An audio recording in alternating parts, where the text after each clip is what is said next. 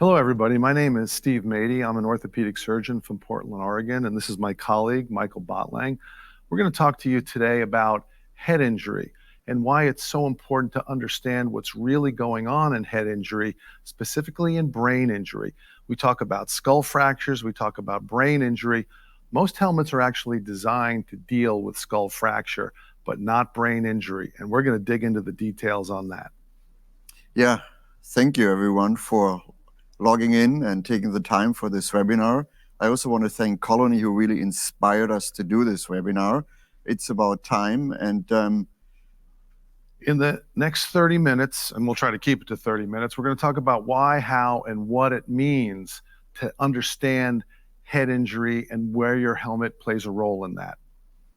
specifically we will talk about why the helmet industry has been thinking about head protection all wrong.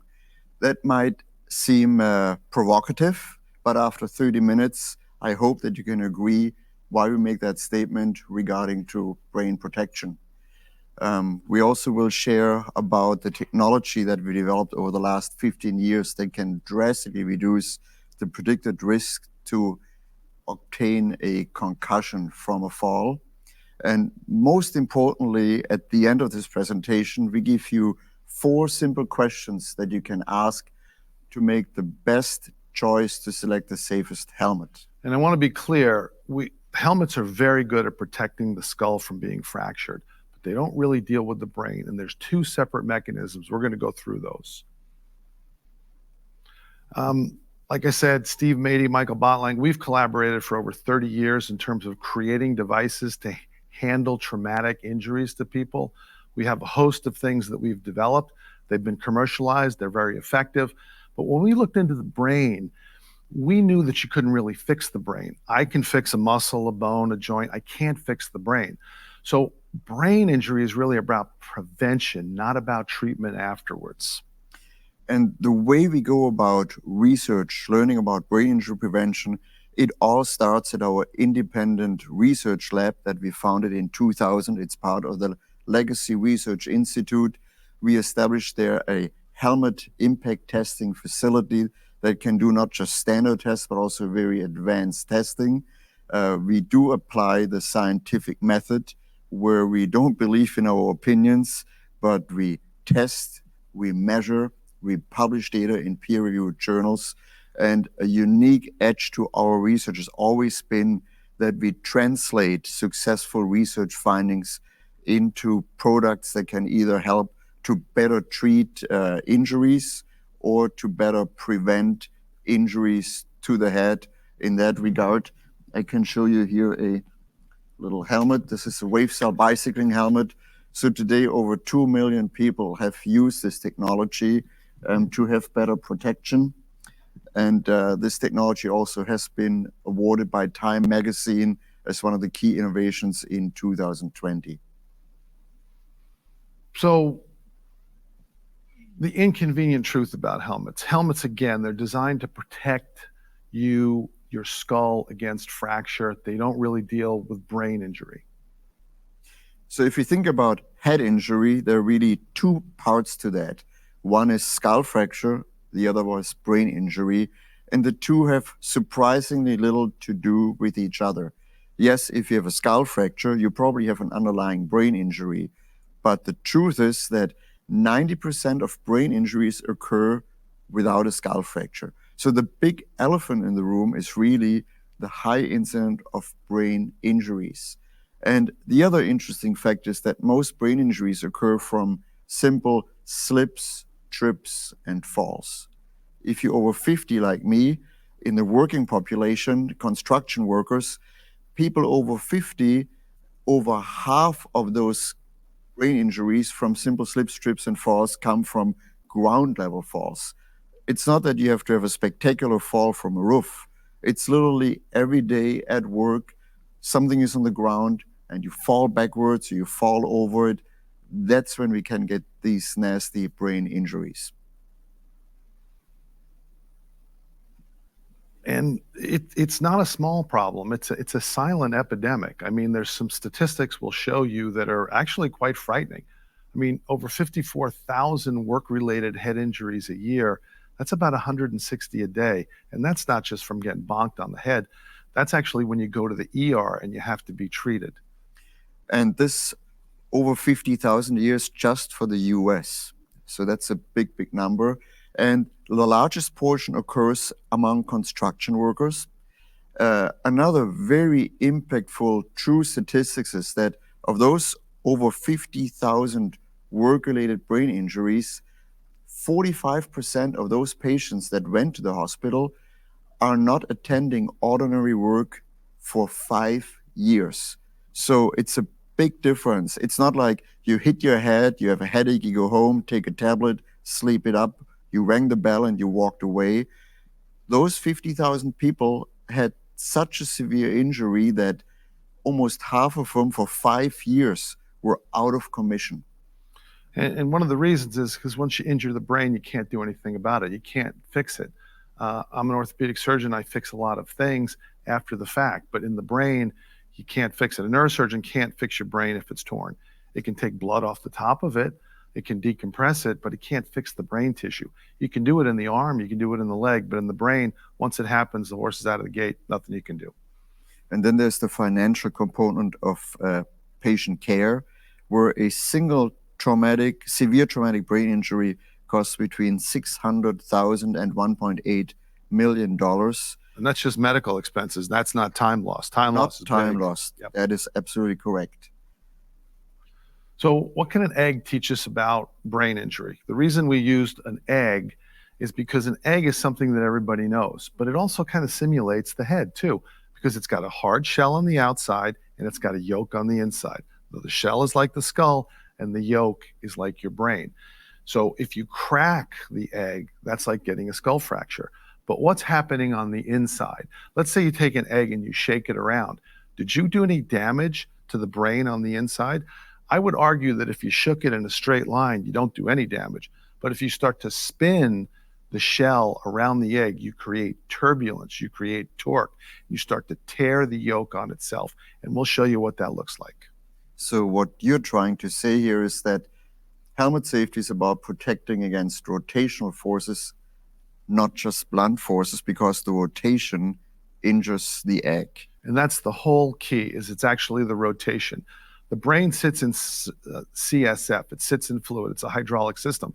So when you shake a hydraulic system back and forth in a straight line or hit it, there's no displacement of the brain inside. That's counterintuitive. You think the brain is going to slosh against the wall. And the brain is a heavy thing. I mean, it's like a bowling ball. It's heavy. But when it's in the skull and you're hitting it against the skull, the brain moves with the fluid and there's no bouncing back and forth. It's only when you take the skull and you start to move it around, you start to tear the brain. That's what we're trying to protect. Now, we didn't come up with that. There was some phenomenal research, much done in animals in the 80s. But I came up with the egg idea. That comes later. Okay. But back in the 80s, they did phenomenal studies that showed that with a straight impact, you can almost not cause a concussion. But small rotational forces can literally lead to traumatic brain injury and death in certain animals. That was Dr. Ganarelli's outstanding work. And then, of course, in the 2000s, Dr. Albert King from Wayne State University, leading research in the US, and he coined the phrase that the culprit of brain injury is the rotational force. And we picked up on that with some government funding in 2008. We spent like an entire year making a computer finite element model of the head with a rigid skull and the soft brain, and we subjected it to straight blunt impact forces or rotation forces, showing that it's really the rotation that causes the strain, distortion, and damage. And in our research lab, we would show it to visiting scientists, to neurosurgeons, and I kind of get that stare of disbelief, like people felt lost, kind of like you feel right now about what Dr. Madey and me are talking about, this egg. And so Steve was telling me, Michael, make an egg video because people have a hard time understanding what we talk about. And I said, as a PhD scientist, I don't do egg videos, but he literally nagged me for a year and we finally made an egg video. We made an egg video because you need to see what's going on inside the head. So we came up with a very simple way to show that. We have a video to show that. And what I do in the video is I take some egg yolks and I drop them into a cylinder which simulates the skull. And then I fill it with water. And when I don't seal it and I let the eggs move, they move everywhere. They'll bounce up against the walls. But if I fill the fluid to the top and I seal the system, then they don't shake back and forth. And when I drop it from the top of a height, which is 6 feet at 45 pounds, a huge force, you'll see that there's no movement of the eggs in a straight drop. But as soon as I start to spin the cylinder around the eggs, you create turbulence and they blow apart. So that video shows untouched, raw, slow motion images so we can really see what's going on. Let's start that video.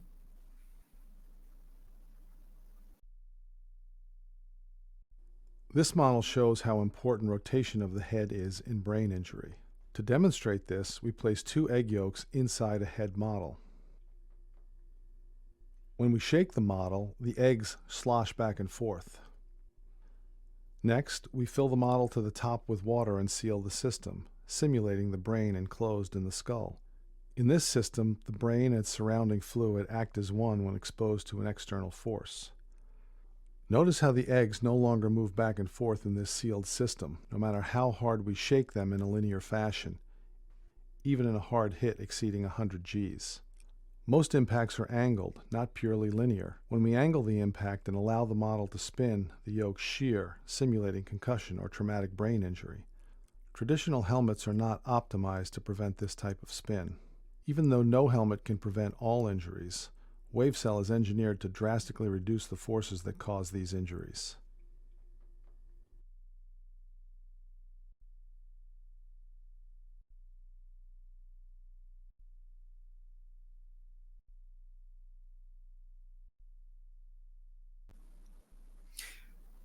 So Steve, this is a very educational video, but as a scientist, I could never submit that to the journal and get this published. But it was a brilliant idea. So to illustrate this again, you can see what's going on inside with eggs inside a cylinder. But we show this image of a boxer getting hit, because when he gets hit, the skull actually moves faster than the soft tissue on the outside of the face or the face. And you create this shear, you create this pulling, you create this longitudinal force. That's what's going on inside the brain when you rotate the skull. And the brain does not like to be stretched, does not like to be pulled, does not like to be compressed. And you can see the drastic amount of movement across the boxer's face, when almost inches of stretching out, enough to cause a catastrophic brain injury. That's what's going on inside the head. So in this video, we see the teeth moving over by like an inch or more, but the lips lagging behind. So they basically shear away from the underlying skull. And the same happens inside the brain, where the skull is rotating and the brain lags behind, gets shorn. What's interesting, watching that on TV, all you would see is the boxer got hit and is out on the floor. It happened so fast. So brain injuries or impacts occur in the magnitude of about 10 to 20 milliseconds. That's 10 times shorter than the blink of an eye. That's why we don't see it, and we need that slow motion to reveal what's actually going on. And you notice that this boxer was hit with a very big foam glove, and still, I mean, he was knocked unconscious. Well, the foam glove is an actual great introduction into another way to show how rotational force acts. So what we originally did is we put eggs inside a cylinder. Then we thought, well, let's make it a little bit more realistic. So I filled the cylinder with gel and I put a picture of a cross-section of a brain on it. So it has the same consistency of a brain, but I filled it with fluid again, so it's a hydraulic system, and sealed it. So when you drop that straight down, there's no distortion of the gelatin or the picture. But as soon as you angle it and you let a spin or a torque go on it, you'll see this drastic rotation like a top-loading washer. Not only that, but this is a foam helmet. Foam does nothing to actually change the rotation. You see this huge distortion. I also put a red X across it so you can actually get a feel for to be able to see it even better. but there's this huge distortion. And remember, only a little bit of distortion is enough to knock you out or kill you. On the right side, you'll see what a wave cell liner does to that rotation. It absorbs that impulse rotation. It doesn't let it get to the skull hardly at all. The head actually skids off of the impact. So the brain doesn't get torn anymore. The skull is not rotating not nearly as much as it is when you use either no helmet or a foam helmet. So you're basically saying that foam can be a very good impact protector for a straight impact, but in rotation, I see that head spinning like 180 degrees upon impact, while with a system that's engineered to absorb rotational forces, we hardly see any spinning. Again, foam is a great insulator. It's a great absorber of energy, but it absorbs straight energy, and it prevents skull fracture, but it doesn't actually do anything to mitigate that spin. And when we originally started doing this, we actually tried to make the foam slippery, and we put slip liners on it, and we didn't get any difference because it's happened so quickly that the transfer goes right through that. You need a three-dimensional structure to actually burn that rotational force. And so it's somewhat complicated in the way it works, but we've reduced it down to flex, crumple, and glide in terms of how wave cell actually performs. So what's actually interesting, having a research lab, it's so much fun of being a scientist, because we established in 2006 already a helmet impact test platform that was very advanced. It didn't only measure the linear acceleration and force that's responsible for skull fracture, it also measured rotational forces and simulated more realistic impact with the neck attached to the head. Hadn't been done at the time. And of course we thought, let's put something slippery, a slip liner inside the helmet. Surely we would glance right off and get lower values. And it didn't really work at realistic impact energies. So it worked when we didn't have a lot of energy. Like if it was a really soft drop with a soft weight, it would work great. Correct, but there you wouldn't even get a concussion to begin with. Exactly. And so we learned over time that we really need a three-dimensional structure to absorb that impact. So we cannot get hung up during those few milliseconds, that very short time when that impact impulse wants to travel to the brain. And logically, you would reach out to a traditional honeycomb because they are known to be very good linear shock absorbers. They kind of crush into themselves. And we literally looked at any material we could get our hands on, and we learned there was a strong limitation to honeycomb material. Think of it like a whole bunch of straws that you all weld together and slice them, and now you have a honeycomb structure. But straw, a cylindrical geometry, is very rigid. So these panels are made for structural honeycomb panels that cannot fold on themselves. But then you know of a drinking straw that's bendy, the little bendy straw, and they want to fold on themselves. So we designed from scratch an entirely different new structure termed wave cell, where each cell has their little bendy feature inside, among other features. So upon impact, this structure can actually fold to divert that rotational impact. They will still crumple to take care of the linear impact, and the entire liner is actually not glued in a helmet. It floats in a helmet, so upon impact, it can glide and redistribute the force.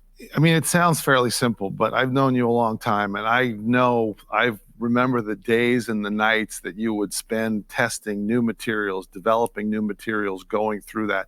This goes way back to our days in Iowa when we first met, and we were working on orthopedic solutions together. And we would stay up literally all night, crunching numbers, looking at new ways, drinking crappy coffee, just trying to come to the solution that we needed. So you have a wall full of materials that you developed or looked at to try to arrive at the wave cell. Yes, we do have that wall, and it was, of course, an entire team that worked on that. We did pull a few all-nighters, but let me show you an animation how this mechanism works with these simple three functions. And again, wave cell, it's not just a fancy material, it's the way it's integrated. And if I leave any of those effects out, if I leave the bendy feature out, if I glue it in, egg yolks would break. But if I do everything right, that's what we learned in research, That's how we can keep the egg yolks from breaking. And here we see this animation shown on a bicycle helmet. Upon impact, the cells can actually flex like a flexible drinking straw. They can crumple like the crumple stone in a car, and the entire liner upon impact slides about an inch. And all of that contributes to preventing that rotational impulse getting into the head.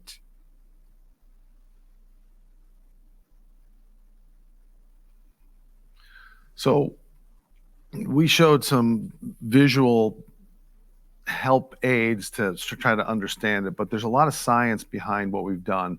And that science, we do it, Michael does it, and then it's actually published in peer-reviewed journals. And this is an example of what that science looks like. Yeah, so clearly for a published study, we couldn't submit data that comes from a half a helmet put on a cylinder. So we repeated all those studies using the official head form that's used for standard testing of helmets. We used full helmets, sensors, everything. And then we basically looked at impacts at different speeds with different angles. So we tested helmets with a standard thick foam liner, that's the gray bar, compared with a similar helmet with a wave cell insert.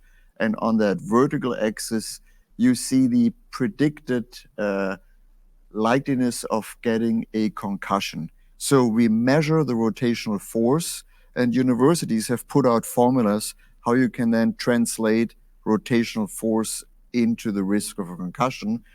And basically, if you had 100 subjects that undergo a certain impact with a foam helmet, this graph would predict that 56 of those people would have ended up with a concussion in the hospital, while if they would have worn a wave cell helmet, only 2 of those.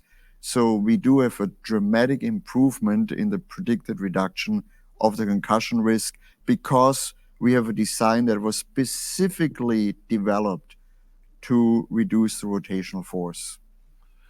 But not only does it work in terms of reducing rotational force, but because of the design, it's actually very porous. So it's actually very breathable material. So foam is a very good insulator, one of the best insulators in the world. Wave cell is very porous. Air flows freely through it. Yeah, and we were told if we have the safest helmet, but it would be heavy and hot, people wouldn't want to use it. So wave cell is actually 93% porous.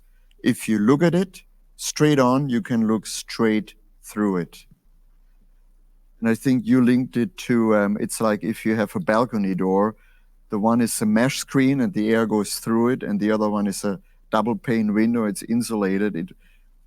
Foam is an insulator, so we were very glad that we could develop a safe solution that also happens to be extremely cool and promoting airflow.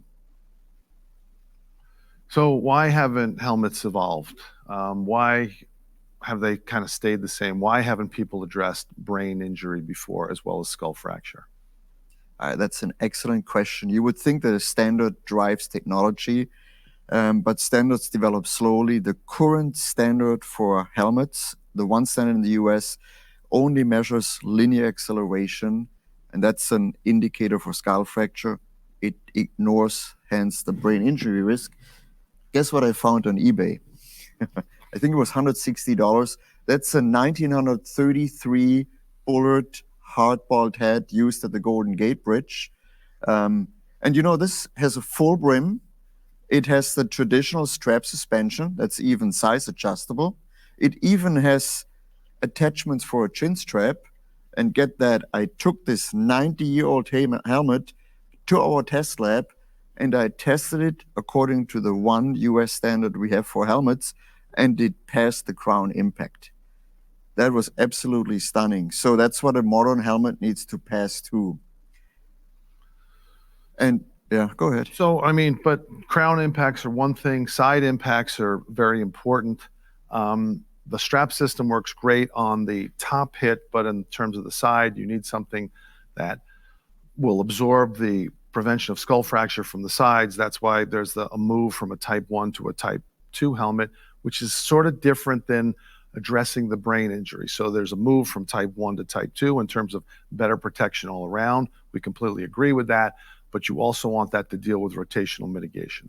Yeah, let me quickly explain what it has about this type 1 and type 2. It's actually very simple. 1987, Mills and Gilchrist did a fantastic study. It was one of the first study that just took a bunch of helmets and did impact testing. They tested impacts to the top, and helmets all aced it because the strap suspension is literally optimized for top impacts. And then they did side impacts, side, front, rear. It's called lateral impacts. And they literally concluded word by word, helmets are practically useless against side, front, and rear impacts, making a redesign necessary. That was 1987. Because if you don't have paddings on the side or not sufficient, all you do is you shove a piece of plastic right against your skull. So what is type 2? The US standard C89.1 has 2 levels of testing. You can pass that standard as a type 1 or as a type 2. A type 1 would be only tested for crown impact. So this 90-year-old helmet still passes. If I want to do a type 2 test, I also have to impact front, side, and rear. Again, this is just straight impacts, and we only measure linear force. It only pertains to skull fractures, but skull fractures happen, and we want this type 2 protection. Correct. And the study that Mills and Gilchrist did back in the days, we kind of repeated that study in 2022. We just went out and got helmets from the 11 leading helmet brands. So on this graph, you see 11 different bars for the 11 helmets. In blue, this would be the modern climbing style safety helmets. They are sometimes promoted as being safer. So we wanted to get numbers. And then these 3 green and the yellow one, these are hardhead helmets that are type 2 rated. But it was very stunning when we looked at these companies in 2022, I could not buy a type 2 rated safety helmet. So these blue columns, that's the best helmets I could get. When you flip these modern helmets around, most of them say type 1. And then we did the lateral impact testing. And on that vertical axis, you see the linear acceleration in G. That's basically a measure of the impact force transmitted into the head that could crack a skull. And so the taller the bar, the less the helmet helped to protect the skull.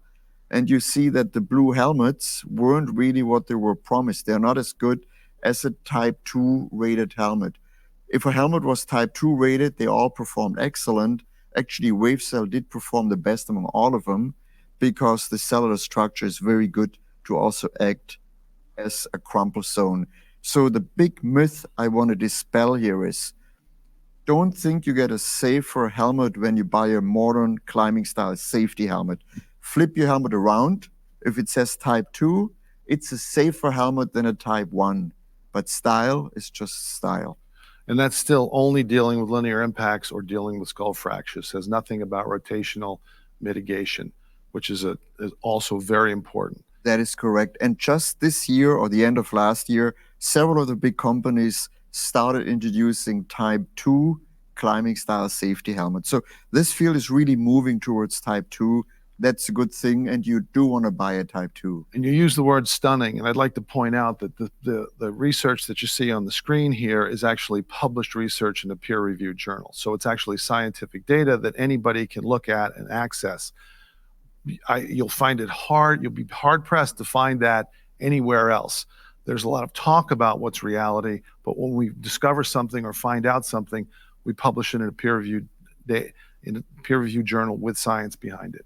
Yeah, there are very few studies published in the realm of helmets. Correct. So thank you for staying with us during this long presentation. That's our last slide, and it sums everything up we talk about it. The elephant in the room, the majority of head injuries manifest as brain injuries. And when you select a helmet, you want to ask the question, is your helmet made to protect the brain or just the skull? So I promised you these 4 simple questions that you should ask yourself when you buy a helmet. Question number 1 would be, does a helmet have a rotation impact mitigation system? Is there some technology in there that helps with that rotation? Ideally, the manufacturer shares numerical data with you so they have clear evidence. The next one, as I just explained to you, is it a Type 2 helmet? ANSI Type 2. Just flip the helmet around. It needs to say it on the inside. If it says Type 2, it's a Type 2. Whatever style you prefer, but the Type 2 tells you if it has foam that goes sufficiently down or some impact protection to protect you in the majority of impacts. Only 15% happen to the crown, the most to the side. Next, can you get chin straps for your helmet, or does it already come with chin straps? Especially when you step up, you don't want to hit the ground without your helmet. Helmets can only help when they stay on the head. And then for workers to buy into new technology, I think it's good to have a helmet that promotes airflow, that doesn't store up the heat. So that's a very critical item for adoption. So thank you very much. There's a couple of questions. The first question is, are wave cell helmets rated for side impact? If so, is the chin strap required? So yes, every wave cell helmet is a Type 2 rated helmet. They're also EN 12492 rated. It's a European rating. We just meet all of those. There's a big debate about chin straps. All our helmets from WaveCell come with chin straps. We want workers to be as safe as possible. We know that some workers don't want to wear a chin strap. I'm not aware of a scientific study that would give numbers. How often does a helmet fall off a head before the head hits the ground? The old hard hats with a very cheap fit system, they probably fell readily off a head when you just trip. Our WaveCell helmets have a very good and comfortable fit system that goes way around the back of your head. So I doubt that the helmet would fall off when you slip, trip, or fall, but the safest is always a chin strap. So we would always promote the use of a chin strap. And we're testing that as well in terms of a fall. So the standard is interesting. If a helmet is sold with a chin strap, it's required to meet the retention strength testing. And of course, ours meets that test. Next question is, do we plan on offering a non-brim safety helmet? So we shouldn't talk about future projects, but we are in the middle of working on that. And of course, we want to satisfy customers that prefer a non-full brim, and they will have the exact same safety than our current full brim helmets. So the answer is we're in the middle of a yes. Yes. Yes.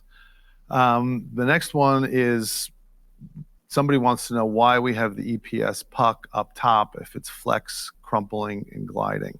That's an excellent question.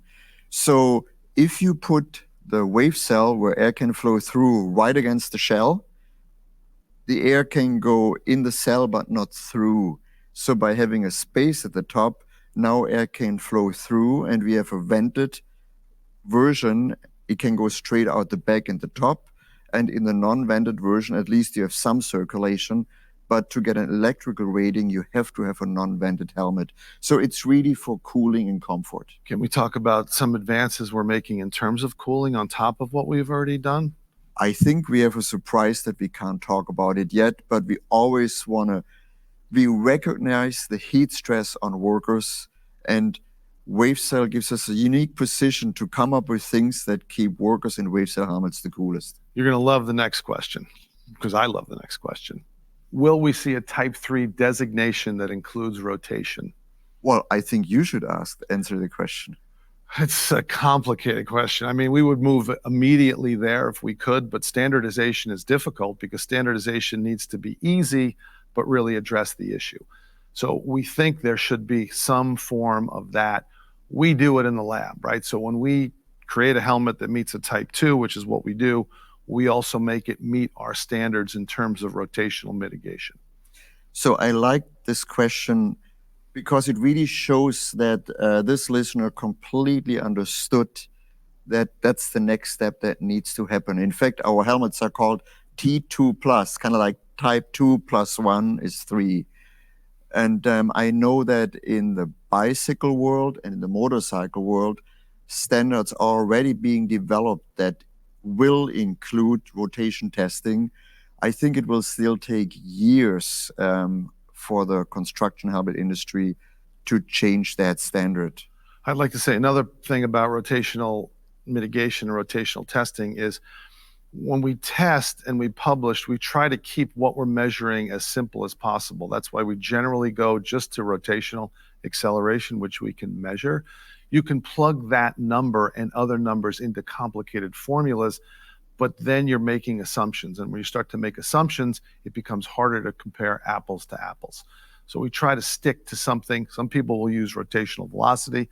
We like rotational acceleration because it's the acceleration that's creating the shear of the tissues. It's easy to measure, and it becomes an easy way to compare apples to apples. And actually, I have a great comparison with that. Think of a top-loading washing machine. You have that rigid drum, and if you want to dry the laundry, you just have a high rotational velocity that drives out the fluid, but it would never clean your laundry. So what you need to clean laundry by aggressive agitation, you have acceleration, one-way acceleration the other way. So you have rapidly shifting acceleration peaks, and that causes such a big agitation. It cleans your laundry, and that's exactly what injures the brain, rotational acceleration or change thereof. So that's why we always use this as our outcome parameter, because we can feel it, we can see it. What's interesting about the top loader analogy is that the top loader goes back and forth. And we know that that actually happens as well. Yeah. We know that WaveCell is very good at actually preventing even the back and forth, but we measure the simplest, which is the initial spin. Next question is, can you explain the difference in the EN and the ANSI 2 Type 2 standard? Oh, thank you so much for asking that question, because I heard some rumors, let's not use the US standard. Let's move over to the EN 12492 because they do side impact testing too. I strongly disagree for 3 reasons. It's much easier to pass EN 12492 side testing compared to ANSI.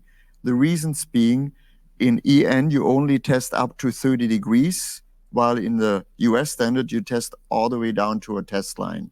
In EN testing, you have a flat impactor, so you have a bigger impact area. In the US testing, you have a hemisphere, you have a pointed load, much harder to pass.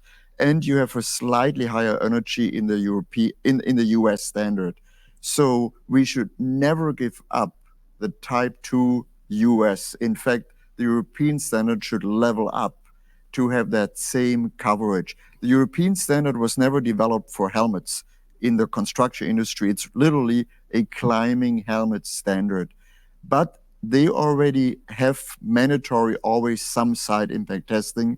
It's just not as severe, as thorough than the Type 2 in the US. I'd like to point out that we pass both, the WaveCell does.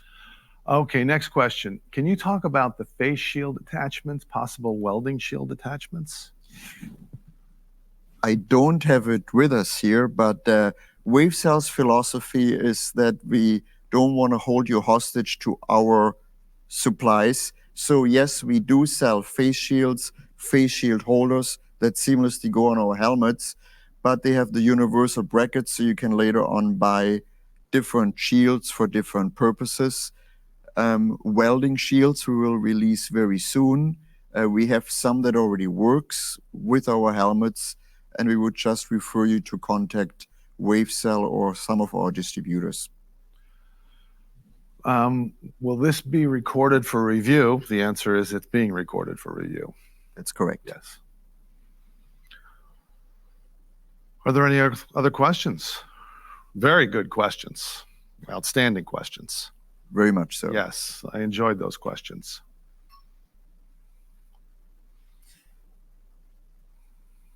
Oh, this was fantastic to talk about those topics. We're always available if you write to wavecell.com. There's our contact information. We are accessible. We are happy to help. We publish for free our publications that were peer-reviewed, of course. So there's a lot of information to be learned from those as well. Another question is, will there be a link accompanying this so they can send it to people that they know? we will make sure that there will be a link sent out that can be shared. That's 2 thumbs up. Super. Thank you so much. That's a very long attention span, and I know you're all very busy, so I really appreciate you took your time.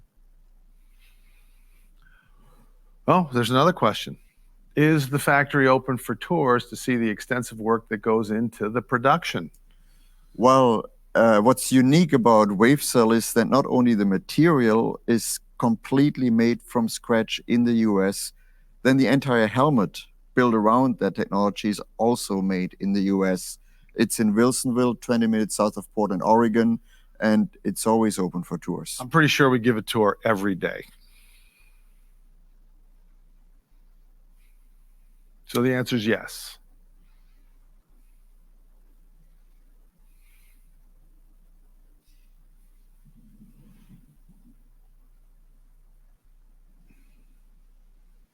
So with that, I don't think we want to take any more of the valuable time. Please reach out to us, and we're happy to help.